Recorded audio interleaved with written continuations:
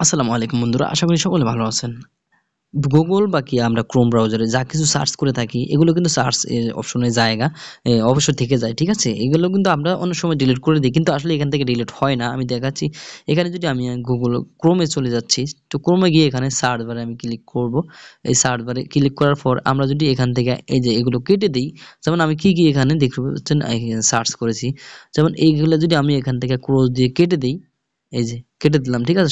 প্রত্যেকটা কেটে দেওয়ার পরে কিন্তু এখান থেকে চলে যাবে, ঠিক আছে?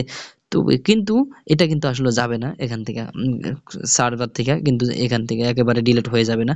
আমরা এটাকে অন্য জায়গায় গিয়ে ডিলিট করতে হবে, ঠিক আছে? এখান থেকে সবকিছু ডিলিট করে দিলেও কিন্তু এটা যাবে না, এখানে থেকে যাবে। তো আমরা কি করবো, এগুলো ডিলিট করার জন্য আমরা এখানে চলে যাবো মাই অ্যাক্টিভিটি, ঠিক আছে? এখানে লিখবো মাই অ্যাক্টিভিটি। তো মাই অ্যাক্টিভিটি অ্যাক্টিভিটি তো মাই অ্যাক্টিভিটিতে চলে গেলাম, দেখতে পাচ্ছেন মাই অ্যাক্টিভিটি। এখানে ক্লিক করলাম। এখানে ক্লিক করার পর এখানে মাই অ্যাক্টিভিটিতে ক্লিক করলাম, ঠিক আছে? মাই অ্যাক্টিভিটি ক্লিক করার পর এখানে আমরা একটু নিচে চলে যাব, একটু নিচে চলে যাব। তো তো আমরা একটু নিচে চলে যাব। নিচে গিয়ে দেখতে পাচ্ছেন এখানে এই যে লেখা আছে যে ডিলেট, দেখতে পাচ্ছেন ডিলেট আইকন, এই যে filter by date and product, ঠিক আছে? তো এখানে দেখতে পাচ্ছেন ডিলেট অপশন আছে, এখানে ডিলেট অপশনে ক্লিক করব।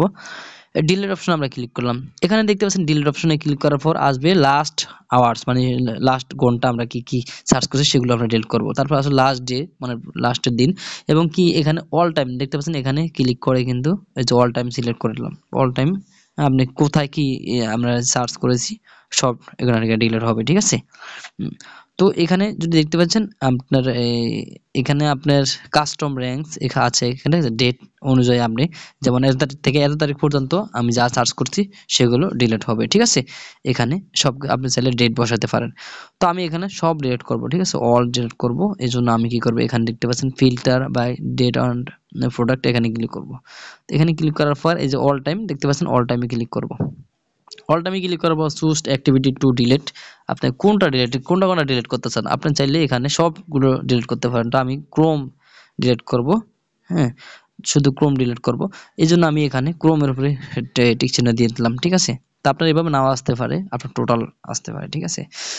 তো এখানে আপনি এইভাবে সিলেক্ট করে দিবেন যেটা যেটা আপনি ডিলিট করতে চাচ্ছেন।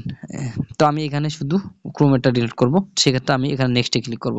নেক্সটে ক্লিক করার পর দেখতে পাচ্ছেন নিচে আছে ডিলিট, এই যে ডিলিটে এখানে ক্লিক করব। নিচে সবার নিচে ডিলিট, এখানে ক্লিক করলাম। এখানে ক্লিক করার পর এখানে গট ইট দেখতে পাচ্ছেন, গট ইট।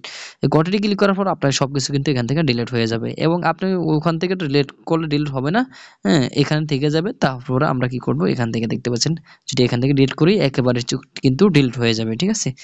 আশা করি আপনি ভিডিওটি বুঝতে পারছেন, বা একটু যদি ভালো লাগে থাকে চ্যানেলটি সাবস্ক্রাইব করে পাশে বেল বাটনটি অন করে দিবেন।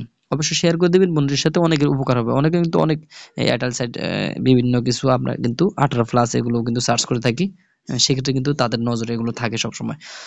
তো ভিডিওটি ভালো লাগলে অবশ্যই একটা লাইক মার। ধন্যবাদ।